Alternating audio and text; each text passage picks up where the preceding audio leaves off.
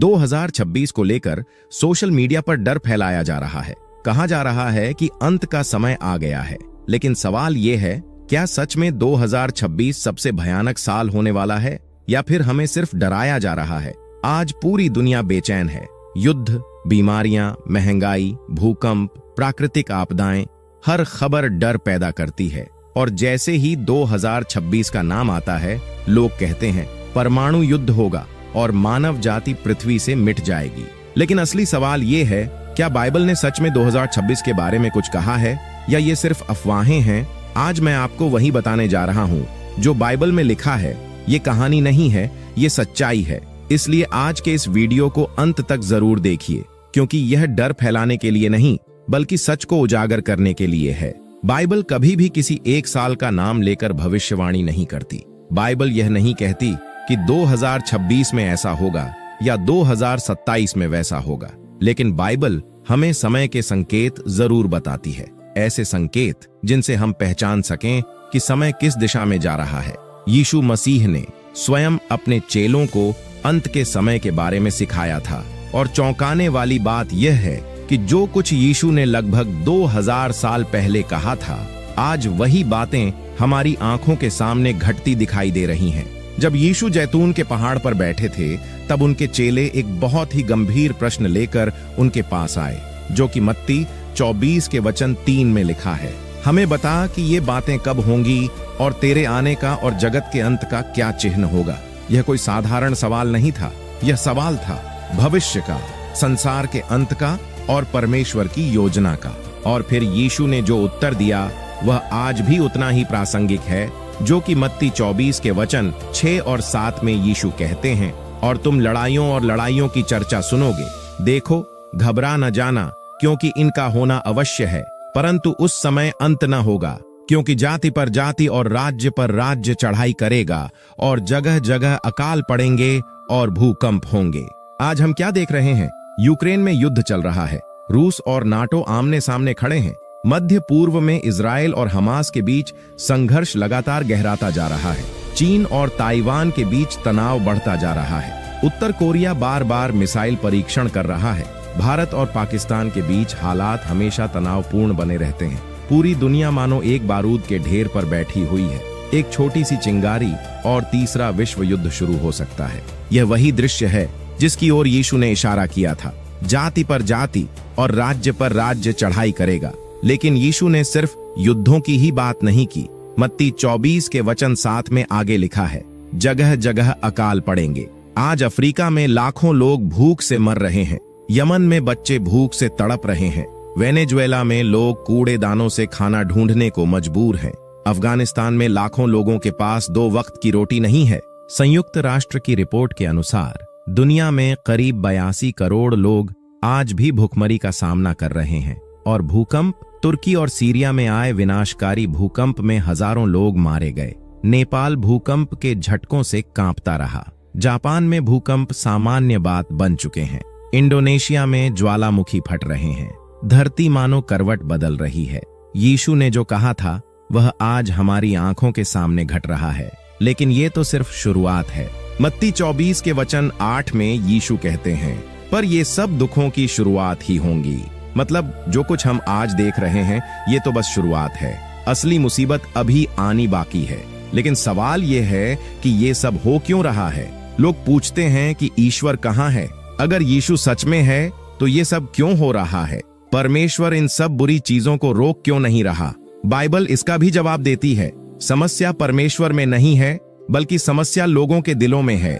मत्ती 24 के वचन 12 में यीशु स्वयं कहते हैं, और अधर्म के बढ़ने से बहुतों का प्रेम ठंडा हो जाएगा। आज क्या हो रहा है? भाई भाई से नफरत करता है, पिता पुत्र को मारता है, पुत्र पिता की हत्या कर देता है, पति पत्नी को छोड़ देता है, पत्नी पति को धोखा देती है, माँ अपने बच्चों को गर्भ में ही खत्म कर देती है, और बच्चे अपने माता पिता को वृद्धाश्रम में फेंक देते हैं। कहाँ है प्रेम और दया? आज का इंसान सिर्फ अपने बारे में ही सोचता है।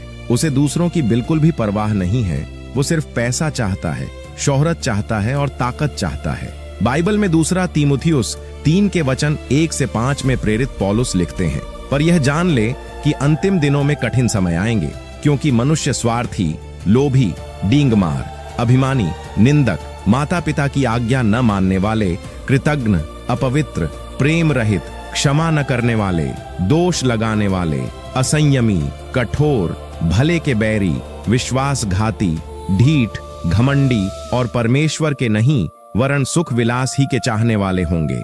वे भक्ति का भेष तो धरेंगे पर उसकी शक्ति को न मानेंगे। ये वचन आज की दुनिया की सटीक तस्वीर है। आज के लोग बिल्कुल वैसे ही हैं जैसा बाइबल ने 2000 साल पहले बताया था। माता पिता वृद्धाश्रम में अकेले मर रहे हैं, बच्चे अपने गुरुओं का अपमान करते हैं, पड़ोसी एक दूसरे का दुश्मन बन गया है, कोई किसी पर भरोसा नहीं करता। सोशल मीडिया पर लोग एक दूसरे को गालियां देते हैं, नफरत फैलाते हैं, झूठ बोलते हैं, दूसरों की बुराई करते हैं, लोगों के खिलाफ साजिश रचते हैं। लोग चर्च तो जाते हैं लेकिन उनकी जिंदगी में कोई बदलाव नहीं आता। वो रविवार को भजन तो गाते हैं लेकिन सोमवार को वापस वही पुराने पाप में गिर जाते हैं। वो बाइबल पढ़ते हैं लेकिन उस पर नहीं चलते।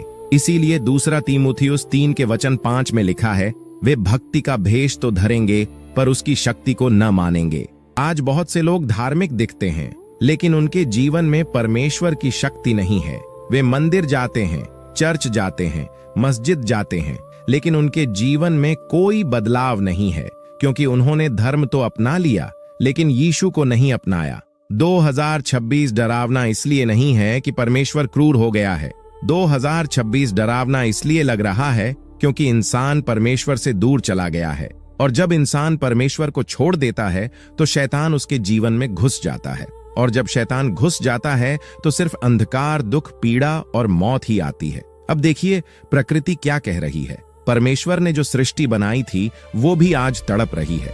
दुनिया भर में अजीब अजीब घटनाएं हो रही हैं जो पहले कभी नहीं हुई।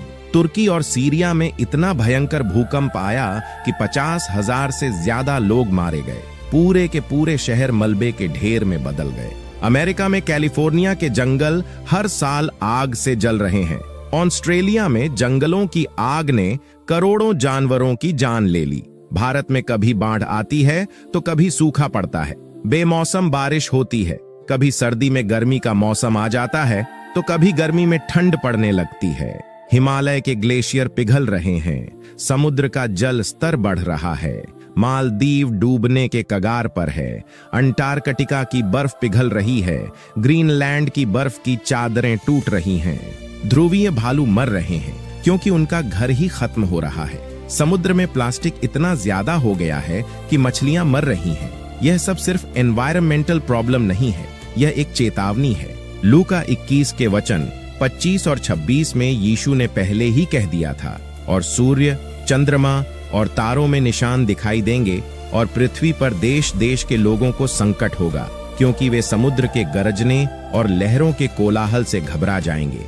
मनुष्य भय के मारे और संसार पर आने वाली घटनाओं की बाट देखते देखते मूर्छित होते जाएंगे क्योंकि आकाश की शक्तियां हिलाई जाएंगी। ये वचन आज पूरे हो रहे हैं। लोग मौसम से डरने लगे हैं। कोई नहीं जानता कि अगले महीने क्या होगा। वैज्ञानिक भी जवाब नहीं दे पा रहे। वो कहते हैं क्लाइमेट चेंज हो रहा है, लेकिन सच यह है कि उसे रोकने का कोई पक्का उपाय उनके पास भी नहीं है। सरकारें बेबस हैं, अरबों डॉलर खर्च किए जा रहे हैं, लेकिन तकनीक काम नहीं आ रही है। इंसान की सारी समझदारी, सारा ज्ञान, सारी ताकत बेकार साबित हो रही है। और इसी बीच सबसे खतरनाक चीज हो रही है, लोग अंदर से टूट रहे हैं। डिप्रेशन बढ़ रहा है, एंजाइटी बढ़ रही है, पैनिक अटैक्स आम हो गए हैं, लोग मानसिक रोगों से जूझ रहे हैं, आत्महत्या की दर तेजी से बढ़ रही है, युवा लड़के और लड़कियां अवसाद में डूबे हुए हैं। WHO यानी विश्व स्वास्थ्य संगठन की रिपोर्ट कहती है कि दुनिया में 28 करोड़ लोग डिप्रेशन से पीड़ित हैं, 26 करोड़ लोग एंजाइटी से जूझ रहे हैं और हर 40 सेकंड में एक इंसान आत्महत्या करता है क्योंकि लोगों के पास शांति नहीं है, आशा नहीं है, उद्देश्य नहीं है। वो नहीं जानते कि वो क्यों जी रहे हैं। उनके पास पैसा है, घर है, गाड़ी है, नौकरी है, लेकिन खुशी नहीं है क्योंकि जो चीज सबसे ज्यादा जरूरी है वो उनके पास नहीं है, और वो है यीशु मसीह। बाइबल में रोमियो 8 के वचन 22 में लिखा है, क्योंकि हम जानते हैं कि सारी सृष्टि अब तक मिलकर कराहती और पीड़ाओं में पड़ी तड़पती है। सृष्टि तड़प रही है, प्रकृति चिल्ला रही है, धरती रो रही है, और ये सब इसलिए हो रहा है क्योंकि इंसान ने पाप किया है, इंसान ने परमेश्वर को छोड़ दिया है। जब इंसान सच्चे परमेश्वर को छोड़ देता है तो वह झूठे देवताओं की खोज में निकल पड़ता है, और यही आज हो रहा है। आज पूरी दुनिया में हजारों झूठे धर्मगुरु, झूठे बाबा, झूठे मसीहा उठ खड़े हुए हैं। हर कोई अपने आप को भगवान बता रहा है। हर कोई कह रहा है, मैं तुम्हें मोक्ष दिला सकता हूँ, मैं तुम्हारी समस्याओं का हल हूँ। योग के नाम पर, ध्यान के नाम पर, क्रिस्टल हीलिंग के नाम पर, रेकी के नाम पर, टैरो कार्ड के नाम पर लोगों को बहकाया जा रहा है। आज लोग परमेश्वर को छोड़कर एलियंस पर भरोसा करने लगे हैं। राशिफल, हाथ की रेखाओं और भविष्य बताने वालों में आशा ढूंढ रहे हैं। तांत्रिकों, जादू टोने और झूठे चमत्कारों की ओर दौड़ रहे हैं। सोशल मीडिया पर हर कोई गुरु बन गया है। हर कोई खुद को सच्चाई का मालिक बताने लगा है। यूट्यूब मिरेकल वीडियो से भरा पड़ा है। लोग चमत्कार खोज रहे हैं, लेकिन उस यीशु मसीह को नहीं खोज रहे जो सच्चा चमत्कार है। यीशु मसीह ने इस सब के बारे में पहले ही चेतावनी दे दी थी। मत्ती 24 के वचन 4 और 5 में लिखा है, यीशु ने उन्हें उत्तर दिया, सावधान रहो कि कोई तुम्हें न भरमाए, क्योंकि बहुत से ऐसे आएंगे जो मेरे नाम से आकर कहेंगे कि मैं मसीह हूँ और बहुतों को भरमाएंगे। और आगे मत्ती 24 के वचन 11 में लिखा है, और बहुत से झूठे भविष्यद्वक्ता उठ खड़े होंगे और बहुतों को भरमाएंगे। इतना ही नहीं, मत्ती 24 के वचन 24 में यीशु कहते हैं, क्योंकि झूठे मसीह और झूठे भविष्यद्वक्ता उठ खड़े होंगे और बड़े चिन्ह और अद्भुत काम दिखाएंगे, यहाँ तक कि यदि हो सके तो चुने हुओं को भी भरमा दें। आज यही तो हो रहा है। टीवी पर तथाकथित चमत्कारी बाबा लोगों को ठग रहे हैं।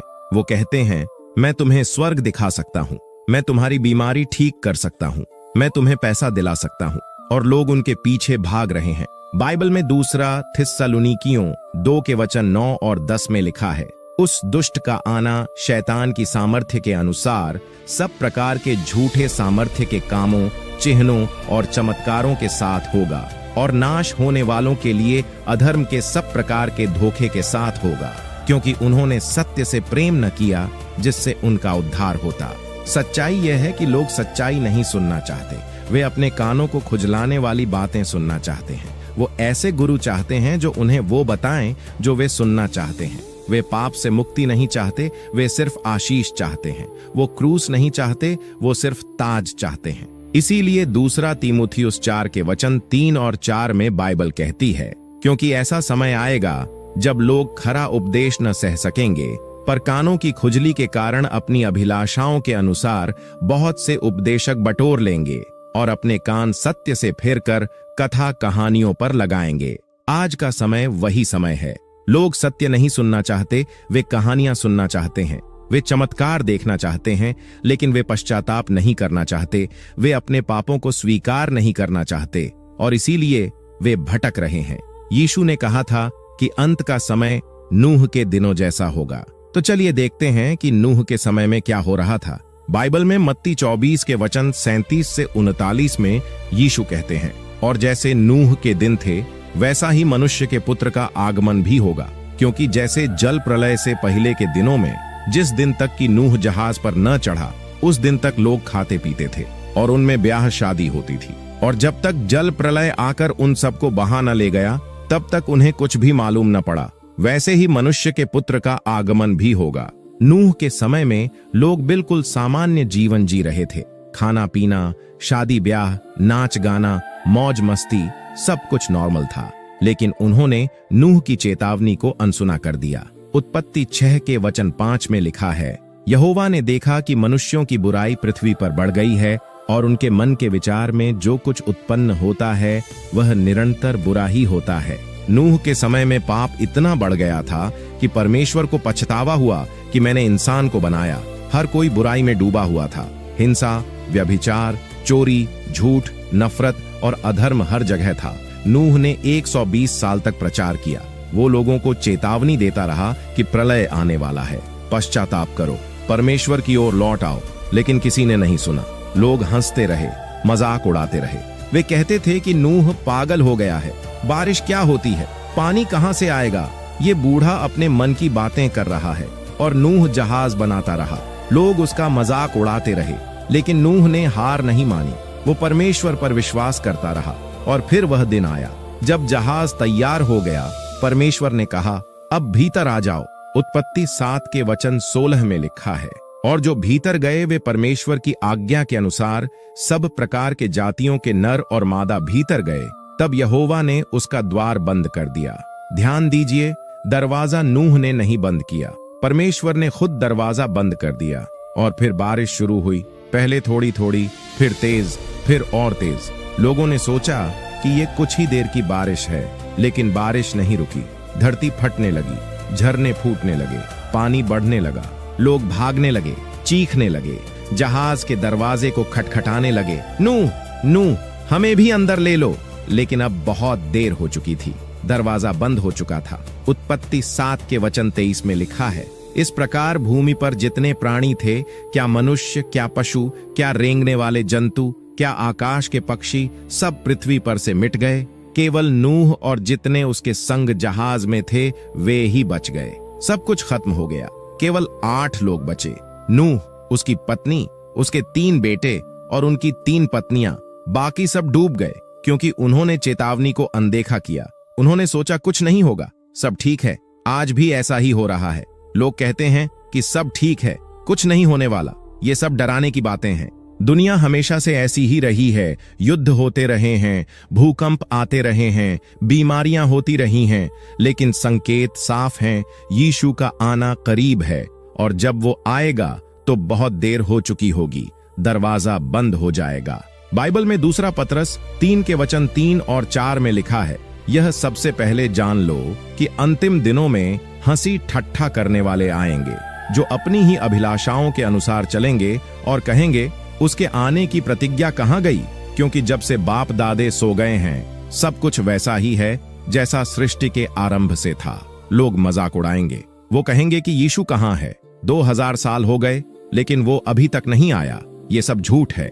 लेकिन दूसरा पतरस 3 के वचन 9 में बाइबल कहती है, प्रभु अपनी प्रतिज्ञा के विषय में देर नहीं करता, जैसी देर कुछ लोग समझते हैं, पर तुम्हारे विषय में धीरज धरता है और नहीं चाहता कि कोई नाश हो, वरन यह कि सबको मन फिराव का अवसर मिले। परमेश्वर इंतजार कर रहा है।